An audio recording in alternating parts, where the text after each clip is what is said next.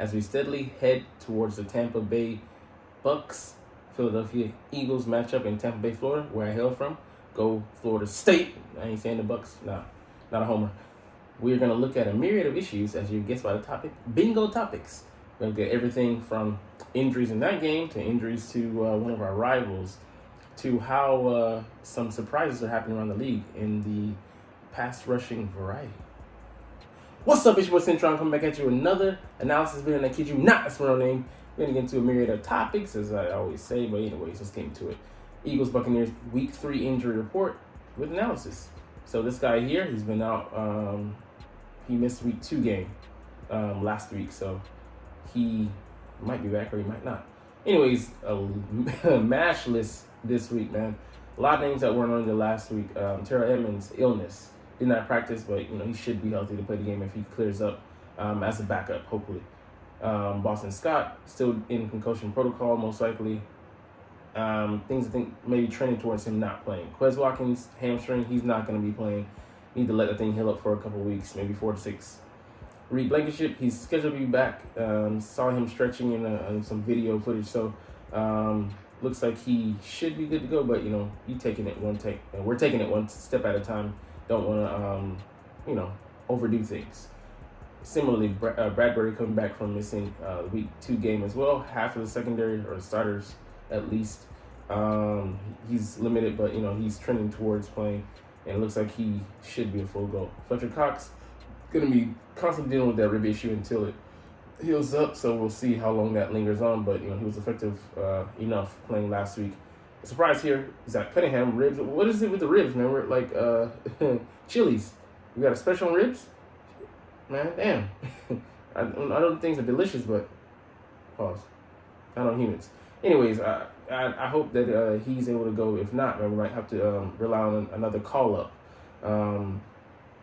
Potentially add someone in, because I don't know how we'd be relying on Christian Ellis to replace him, and we already have our other starter, Nicole Dean, out, so we'll see how that goes. Jordan Davis, ankle, this is new as well, but maybe he tweaked it during that game. Hope it's not the same one as last year, recurrent issue. Hopefully not, but he's a big piece of our interior, and quite literally and metaphorically speaking, but he plays a big role, and he's irreplaceable. And he's one half of that pass rushing duo in him and Jalen Carter from the Philly Dogs from Georgia that just are lighting it up early this year. Kenny Gainwell, he'll most likely be able to play through these ribs. And Devontae Smith, another surprise on the list, hamstring, thigh, so hopefully hamstring. And you don't want those guys going through too much. I'm thinking it may happen on that touchdown because he was sprinting pretty good. So he may, those fast twitch muscle athletes pull something when they go in gear too high.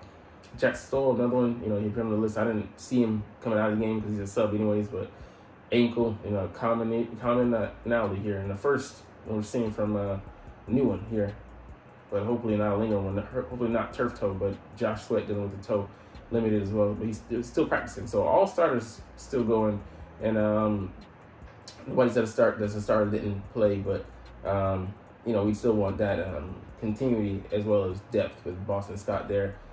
It is kind of what it is at this point. Let him heal up. Not going to rush him back on the field. Olamide Zaccheaus should be good enough until he gets back. But we'll see what we have there. But let's look at the Bucs side. Kalijah Kancey, he didn't practice, calf injury. He played 11 snaps in Week 1, and he was a starter. So we'll see if he's able to give it a go. Don't know this guy. I'm thinking that he's a backup. He could be a starter because just linebackers aren't in vogue in the league. This time of year, not this time of year, this part of the era. Carlton Davis, a big one. He didn't play last week, so similar to our guy up above, Josh Sweat, toe issue. Maybe it's turf toe. He's limited, but he did not play last week in Week 2, and it's a big difference. I think he's making $45 million over 3 years. A big contract signing for him going into, I think, last year. Vita Vea, pectoral issues. So, man, the big guy dealing with something. Hopefully he doesn't tear that thing. Big guy there. He provides a lot of run support. More agile than you would think for his size. Limited. And Ryan Neal, an underrated safety coming over for the Seahawks. ribs and knee, so combination there limited. So we'll see if these guys are able to give it a go. Limited, trends towards being able to play, but we'll see how that affects them because I think maybe he might not end up playing. So, they say limited, but they're really trying to play possum, play chess with these things to not give the opponent the advantage, knowing what's going on going into the game. All right, let's get into the issue here. We saw that Jalen Hurts had to step in between the O coordinator and AJ Brown on the sidelines, and he just got passionate, heated. But he came out and said that it was really nothing. He wasn't even talking about being targeted. It was something else. So I'll take him at his word. He has no reason to lie. He's been a pretty honest guy. He didn't do the interview afterwards. He left. He said my emotions were running high and want to misspeak or get taken out of context as media are apt to do. And they love the drama, so they would love to see him implode. So smart move by him getting out of there. But he said, I'm taking accountability. I got to see on my chest because I want others to hold me accountable, and I will do that. So do the same thing with other guys. So a guy, this team accountability is huge with us. So I feel confident in AJ, and we're gonna have we're not expecting these guys to be perfect. If you are, you're a fool. But yeah, just to walk with the weight of that, especially the leaders on the team with the C on their chest, especially he's his first time wearing it. That burden, not just of performance, but of responsibility and leadership. So I think he wears the C well, but nothing really much to do about nothing. All right, let's get into the Eagles plan a slot cornerback ahead of the Buccaneers game. Just take a peek. I think we could be dropping James Bradbury into that role. Not saying he's gonna take over, but when he goes inside, could be Chris Godwin, who spent like 62 to 65% of his snaps last year in the slot, and Mike, who does as well at times. Slade's gonna stay on his side, to the left side, most likely guarding Evans when he's on that side, but Chris Godwin and guys who are bigger. He's 6'3", not a small guy, at all. Bradbury matches up more physically speaking better than other guys. You can go inside with him and kick Job outside.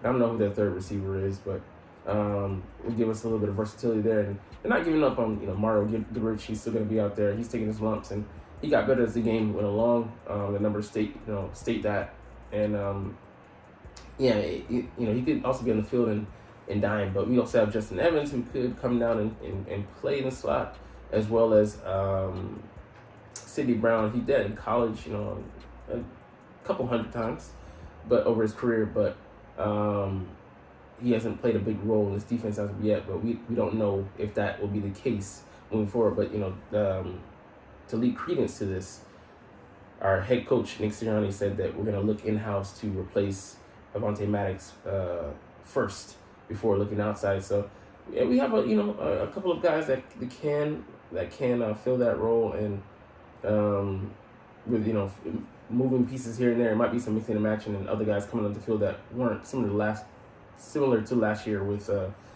Reed Blankenship coming into the field on at C.J. Gardner-Johnson's spot, and C.J. Gardner-Johnson being kicked down to the nickel spot.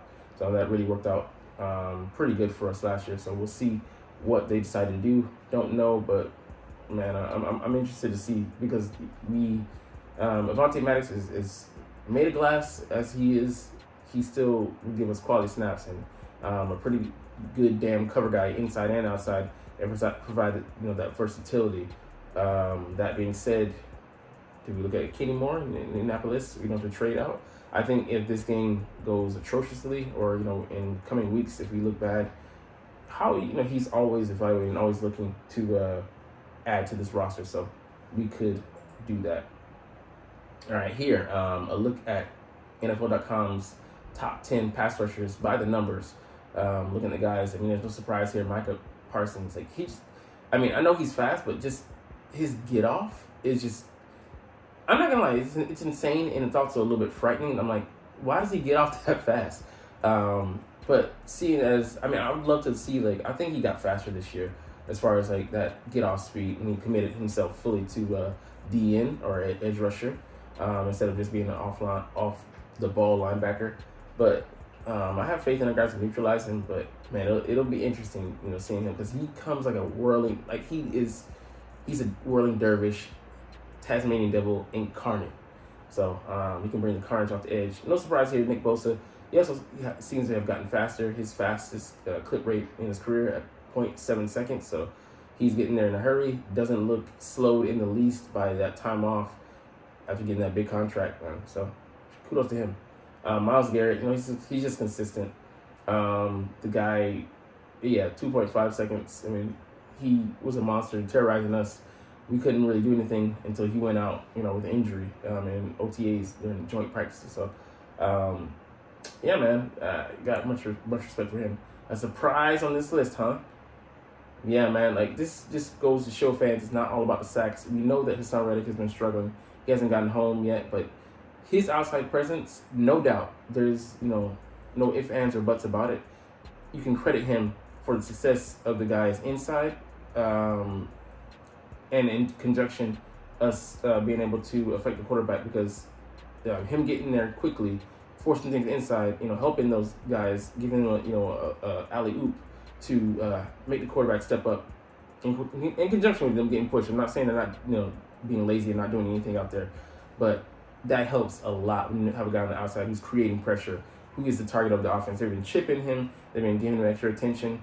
He hasn't gotten home yet, but his pass rush score, look at it, 95. The guy is highly effective.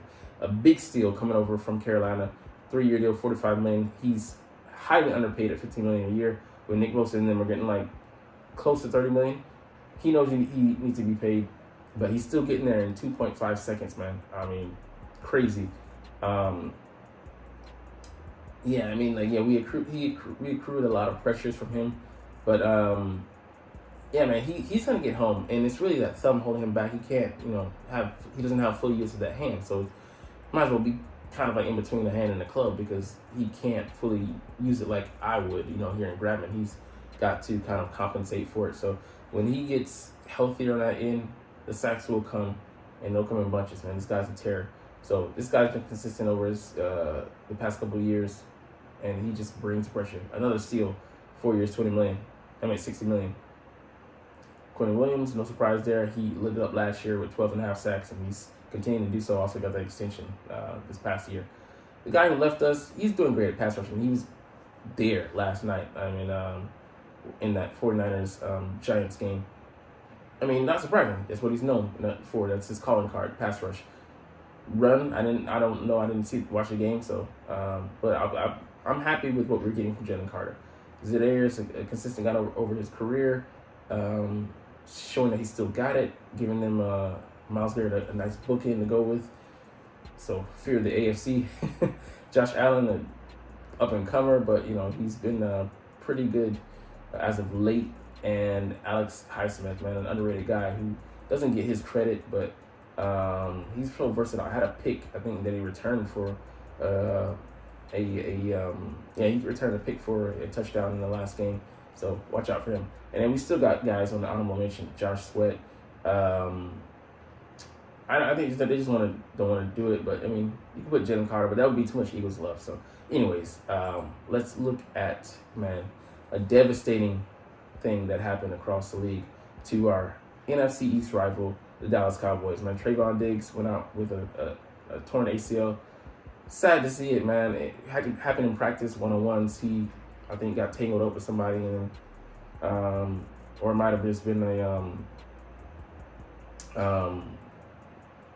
somebody made a move, and he didn't get contacted and went down. This was just the worst. But you feel for him, playing really, really good this year. I mean, like, of course, it helps when you have a pass rusher like Michael Parsons getting there. He had a pick this year, or maybe or two. I think he had one, but he picked off Zach Wilson. But how effective he was! He was coming into his own. The number one corner, despite Gilmore being there, who now steps into that role with them bumping Deron Bland, the slot corner outside. We'll see how he fares over the course of the season. He had 5 picks last year.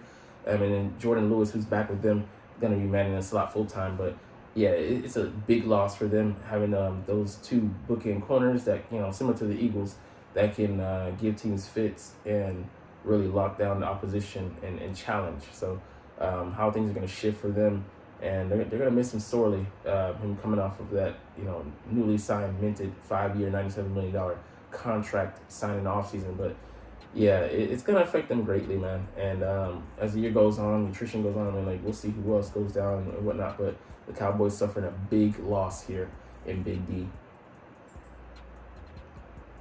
All right, so let's look at the numbers, the picks for the week. So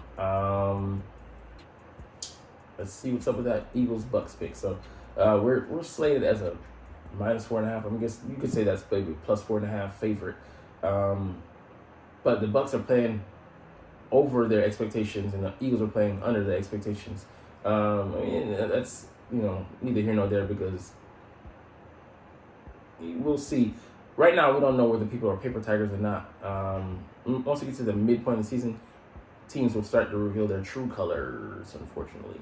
Or fortunately. We'll see how that goes. Shout out to you, Joker. Heath Ledger. But, yeah, they're dead last in rushing offense, and we have the number 1 rushing defense, and they have the number 2. But will they even try? I mean, making it one-dimensional, it might not matter, because if we can't stop the twin towers they have with Chris Godwin and Mike Evans, we'll see. And how's Bradbury going to play against them? I like Slay's chances as well. But man, it's going to be a good matchup. I'm going to be watching that matchup heavily, and as well as on the other side, seeing how our receivers do against their young but somewhat talented corners. Like I said, Carlton Davis is a talented guy, but will that toe be affecting him out there? Him not being 100%, but obviously Devontae won't be 100% as well. But that'll happen as the season goes along with attrition, the war of attrition. But yeah, I mean, Rachaad White, he's not chopped liver, but he actually averaged 4.3 coming out of last game. But we're just tough inside. But our guys are dealing with injuries as well, Fletcher Cox as well as Jordan Davis. And we'll see how it affects us. But let's look at the other side with NFL.com also looking at us. Thursday night game now. Talking about the Monday night game. So everybody's picking the Eagles here. 4-point spread, 4-point spread, 6-point spread, an 11-point spread here, and then a 3-point spread. So not a big spread, but yeah, man, it'll be an interesting game. The first half, I think, we'll come out and see what the teams are made of, but 60 minutes, obviously. The way the Eagles have given away leads both games this season.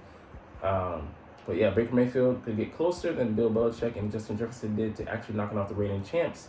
He's played mistake-free football. He doesn't have any turnovers on the season, but can we force some? Can we speed up that clock? So, that pass rush, he hasn't seen one like this year. But yeah, he's got those twin towers, like I said, the best set of pass catches he's had in his career. And Tampa Bay's 9th-ranked defense, if we struggle again on offense, that will be the linchpin. If it's a shootout, I trust our guys to win. But if they turn into a match where either they're out shooting us with his pea shooter, or we both are struggling, and then we keep it closer than it needs to be. Watch out, it could be a dangerous game. Teams smell blood in the water. Let them gain confidence by sticking around, letting them stick around. Not a good recipe. But yeah, the Bucs could definitely take advantage, playing right into their hands.